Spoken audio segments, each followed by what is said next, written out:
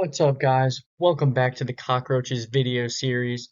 In past episodes, we explored how art, technology, and politics intersect. And today, we're diving into something that's all around us during this election season: campaign ads and flyers. How are these materials designed? How do they spread? And most importantly, how do they affect you as a voter? This is today's essential question. How does the technological distribution of political ads affect voters? And by the end of this presentation, you'll not only have the answer, but also understand how to recognize the subtle and not so subtle ways campaign ads influence your decisions. Without further ado, let's get right into it. Now, campaign advertisements are everywhere. They're in your mailbox as print flyers, on your phone as social media ads, and of course, on TV as commercials. But why do campaigns use so many formats?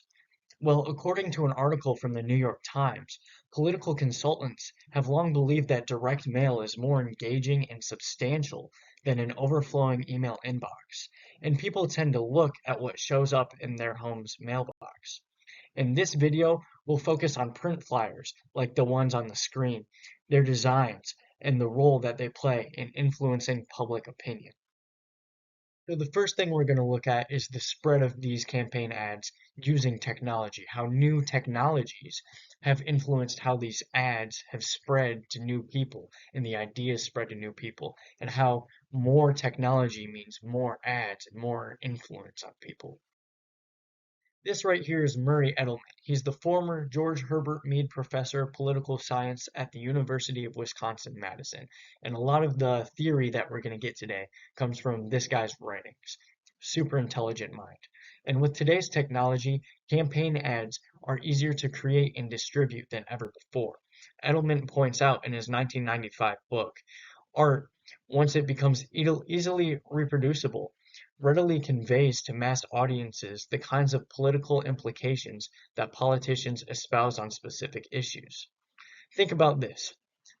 According to David Firestone, a deputy editor at the New York Times, this company, Mint, tracked 14,000 different campaign mail cards, about 1,000 new ones every single day, delivered to households in just 9 swing states.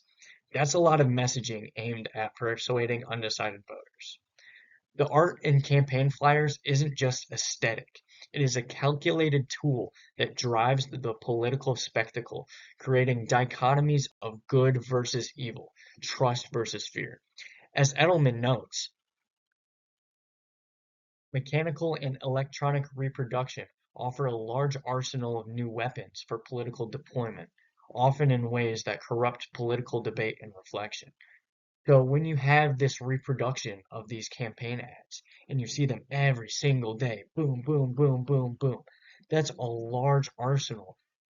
This deployment of these ads corrupts political debate. It fills people's minds with only what the ads have, right? And so when people only get their information from these ads, their opinions are going to be formed by the messages that they see in these ads.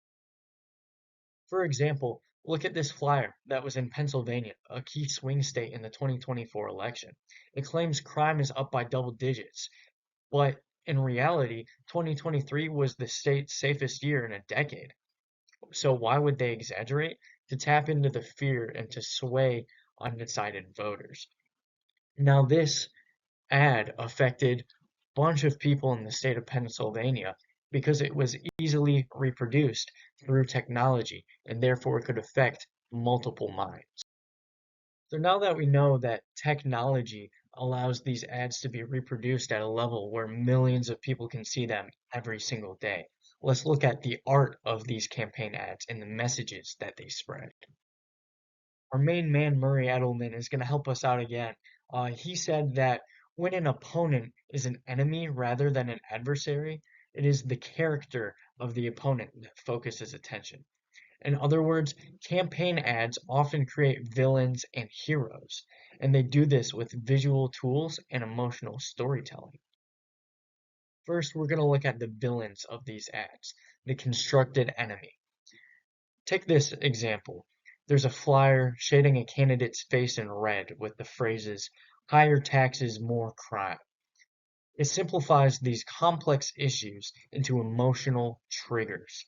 As Edelman explains, these visuals can turn opponents into existential threats.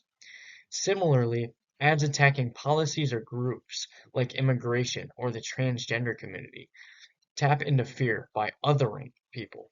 These strategies create division, as Erica Franklin Fowler, professor of government at Wesleyan University, who co-directs the Wesleyan Media Project, which tracks and analyzes political advertising in real time, says.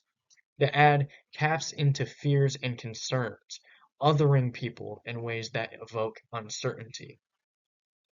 Additionally, evoking recognizable imagery from historically significant events can be another way to villainize an opponent. So there was a professor, and he played a video for his students, and this video was the triumph of the will. And there was two reactions. One of the reactions was one of visceral revulsion. It's a feeling inspired by a morally repugnant piece of propaganda.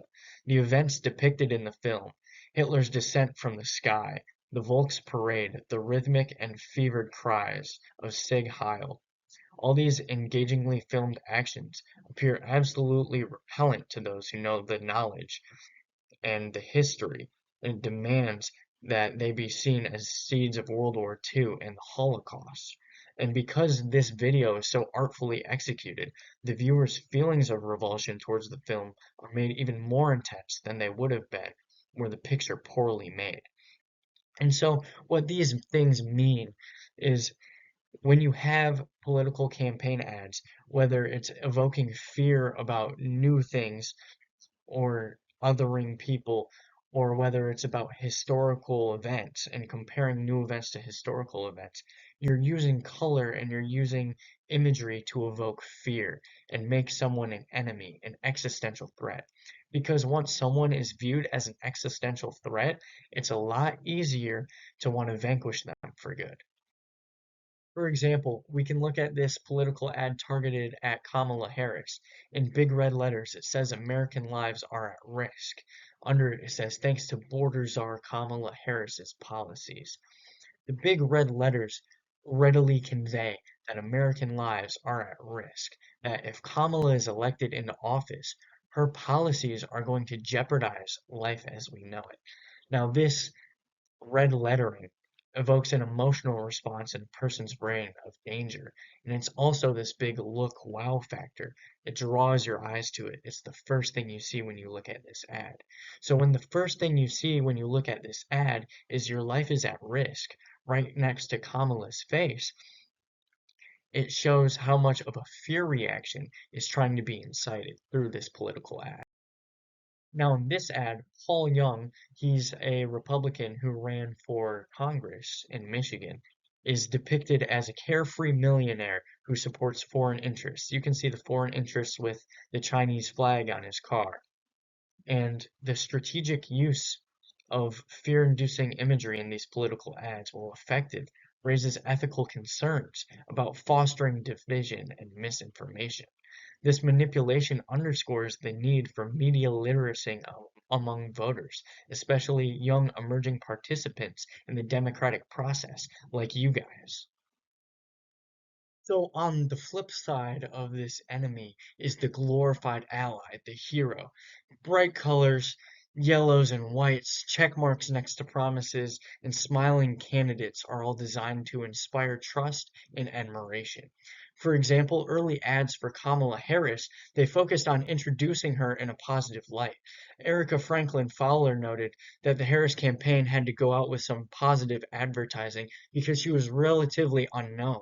And one of these reasons why she put out positive ads to start was because she needed to reintroduce herself biographically to the American public. Even though she was the vice president, a lot of people still didn't know exactly about her and about her policy. We can see an example of the glorified ally in this Trump ad. Look at him with his lit up face, raising his fist. In the big letters, it says they shot him, they convicted him, they want to bankrupt him. right? It's making him seem like a glorified hero, like someone who's standing up for what's right, even when adversity is coming his way. And it has a check mark right next to one of his policy stances, which is voting on election day, which prevents his stance of fraud happening at elections. And this ad just overall is designed to make Donald Trump look like a really, really attractive candidate. Another example of the glorification of an ally is this image on the right of Donald Trump. It has some effects of his policies that he proposes would happen, like middle class tax cuts, lower prices, and more secure on the right, and it has check marks on the left. And Donald Trump is conveyed in this light, and he's smiling, and it says common sense, a record of success. And it's really trying to convey to the American public, especially undecided voters, that if they vote for Trump, they're voting for success. They're voting for tax cuts. And this is kind of mirrored by someone from the Democratic Party, Kristen McDonald Rivet, who ran for Congress in Michigan. In this image on the left, her policy stances, lowering costs, creating jobs, fighting for mid-Michigan, are really highlighted here, and the white background and short general policy goals is just vibrant imagery, and it constructs the spectacle of heroism and capability. And the intentionality behind these visual choices really shows Edelman's argument that political spectacle corrupts debate and reflection, and it turns campaigns into emotional battlegrounds rather than intellectual discussions.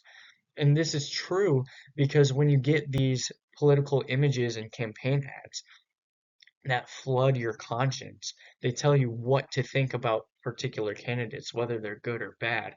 It kind of corrupts the facts that you could learn from reading from a trustworthy news source. And instead, you're responding with emotions to these big red letters and the emotions to either really darkened black and white faces or really well lit faces of politicians that are made to look more attractive to voters, and you use these emotional responses, and your conversations become increasingly polarized, and it turns this intellectual discussion into a really, really emotional debate. So now you're asking, Eric, what are you yapping about, right? Why does any of this matter? Well, these ads, they don't just simply inform you, right? They create this spectacle where citizens react emotionally rather than rationally. According to an article from MSNBC, since 2016, the internet has become an influence battlefield, one where pushing global opinions, sowing discord and chaos, and promoting anti-democratic thinking in democracies have become the tactics in a larger strategy among global powers to weaken their enemies, strengthen themselves, and transform the landscape in which future physical battlefields may one day take place. And this strategy of emotional manipulation through art has real political consequences. First, it's going to shape voter behavior. It's going to influence who you vote for. Because if you see an ad that scares you, that threatens your way of life, you're not going to want to vote for that politician, even if the ad's claims are false. Additionally, it's going to foster division within the American people. It spreads misinformation instead of fostering meaningful debate that really helps us come together as one people. It also challenges the integrity of democracy itself. The very foundation of democracy is the election. And if an election is being attacked, then the foundation of democracy is also being attacked. As Erica Franklin Fowler argues, the strategic use of fear-inducing imagery in political ads, while effective, raises ethical concerns about fostering division and misinformation. That's why media literacy is so important, especially for you guys, young emerging voters. Additionally, Whitney Phillips, an assistant professor of media ethics and digital platforms at the University of Oregon, points out, when you're presented with information you don't really know what to do with, you fill in the narrative blanks. Campaign ads rely on this tendency, and they use art and technology to shape how we think and what we feel. So when art and technology combine, they have an unparalleled power to shape politics. But as citizens, especially young emerging voters, we need to recognize this influence. We need to stay critical and be aware of biases, because together we can make democracy stronger. Thank you for watching today's episode of the Cockroaches video series. Don't forget to like, share, and subscribe for more content. See you next time. Also, here's where I got all my information. Pretty important. See you.